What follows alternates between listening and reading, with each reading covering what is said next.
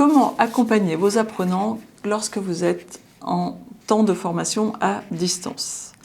On va aborder deux types d'accompagnement. Donc l'accompagnement à distance, réellement, et l'accompagnement pendant la formation à distance.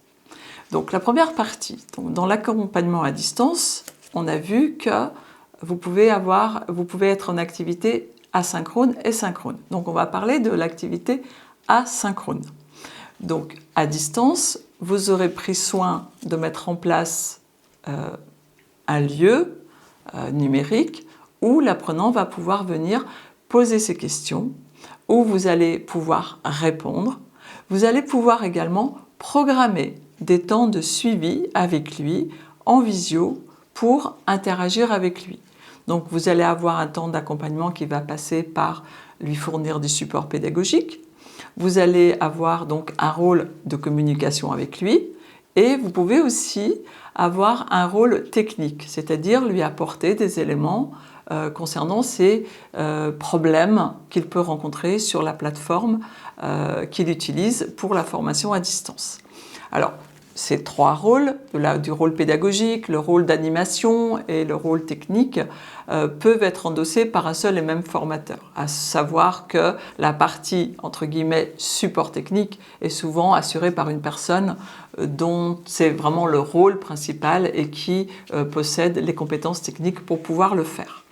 Donc, tout l'intérêt de tous ces rôles, c'est surtout de maintenir le lien avec l'apprenant, que ce soit par téléphone, par mail, par forum, etc.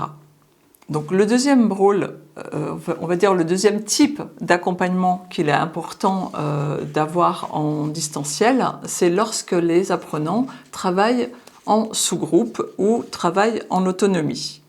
Donc lorsque les apprenants travaillent en sous-groupe, il est important que vous circuliez dans les groupes, après les avoir mis donc chacun dans des groupes virtuels, individuels. Donc il est important de circuler dans les groupes, d'aller voir si un groupe rencontre une difficulté, si un autre groupe est un peu plus avancé dans le travail et va terminer avant le temps imparti et peut-être donner une consigne supplémentaire.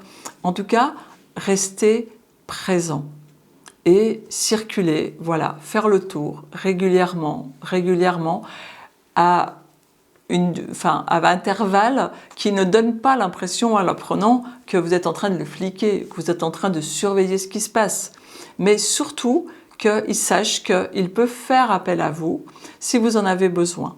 Donc bien lui indiquer que vous êtes derrière la caméra et qu'il a besoin de vous. Il peut revenir à l'appel principal. Il a une fonctionnalité qui lui permet de demander de l'aide. Et vous êtes là, vous êtes vigilant, vous avez l'alerte et vous arrivez dans le groupe et vous aidez le groupe. En fait, vous allez vous comporter avec vos apprenants exactement comme si vous étiez en présentiel.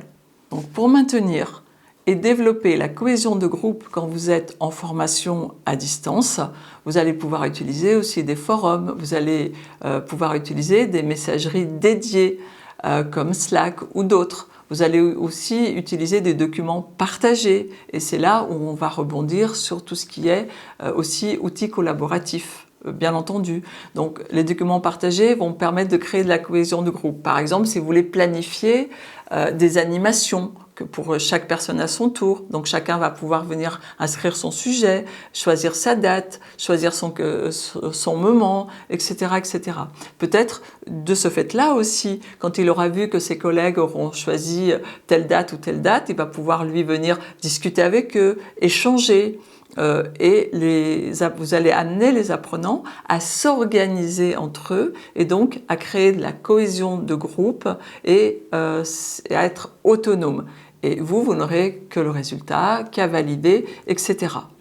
Donc cet accompagnement, il faut néanmoins y aller pas à pas, surtout vis-à-vis de l'utilisation de tout ce qui est numérique, parce que chacun a son rapport à la technique qui est différent. Et vous allez avoir des personnes qui vont être plus à l'aise, des personnes qui vont être moins connectées, Donc, en fonction de votre public, vous allez pouvoir choisir les moyens les plus adaptés pour faire cet accompagnement.